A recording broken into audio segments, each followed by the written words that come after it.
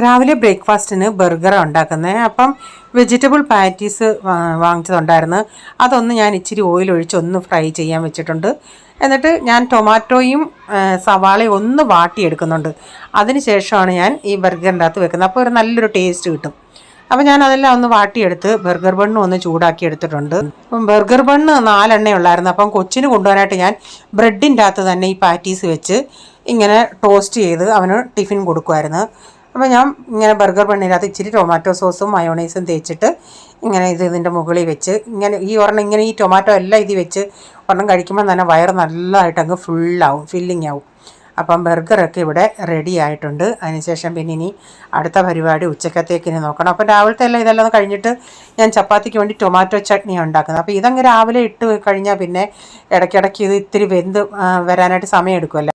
ചീനച്ചട്ടി വെച്ച് ഓയിൽ ഒഴിച്ചതിന് ശേഷം ഇച്ചിരി ജീരകവും കടുകും ഇട്ടതിന് ശേഷം ഒരു സവാളയൊന്ന് വഴറ്റി അതിന് ശേഷം പിന്നെ ടൊമാറ്റോ ഇട്ടതിൽ ഇച്ചിരി മഞ്ഞൾപ്പൊടിയും മുളക് പൊടിയും ഉപ്പും ഇട്ടിട്ടുണ്ട്. ഇടയ്ക്കിടയ്ക്കൊന്ന് ഇളക്കി കൊടുത്താൽ മതി. അതിനുശേഷം ക്യാനിലൊക്കെ വെള്ളം നിറച്ചു. അതിനുശേഷം പിന്നെ കുടിക്കാൻ വെള്ളമൊക്കെ ഒന്ന് തിളപ്പിക്കാനായിട്ട് വെക്കണം. അപ്പോൾ ഈ പാൻ എന്ന് പറയുന്നത് പുതിയൊരു പാനാണ്.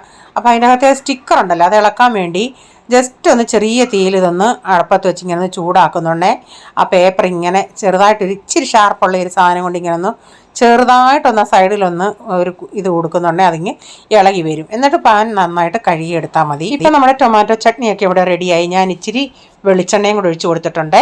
അപ്പം ചപ്പാത്തിക്കുള്ള കൂട്ടാൻ ഇവിടെ റെഡി ആയിട്ടുണ്ട്.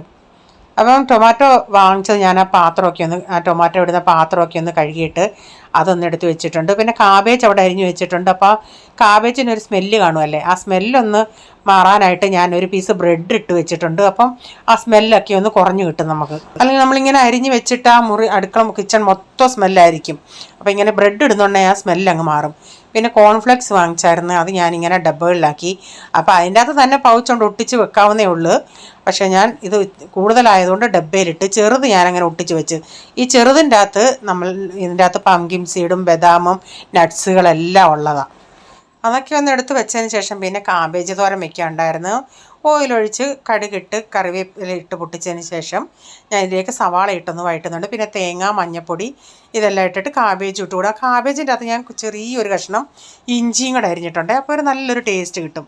പിന്നെ വൈകുന്നേരം ആയണേ ഒരു ചായയൊക്കെ ഇട്ട് കുടിച്ചു. അപ്പോൾ എൻ്റെ കൈ മൊബൈൽ വെച്ചിട്ടാണ് ഞാൻ ഈ വീഡിയോ എടുത്തത്. ഇനി സ്റ്റാൻഡൊന്നും എടുക്കണ്ടെന്ന് പറഞ്ഞ് കൈ വെച്ചാണ് എടുത്തത്.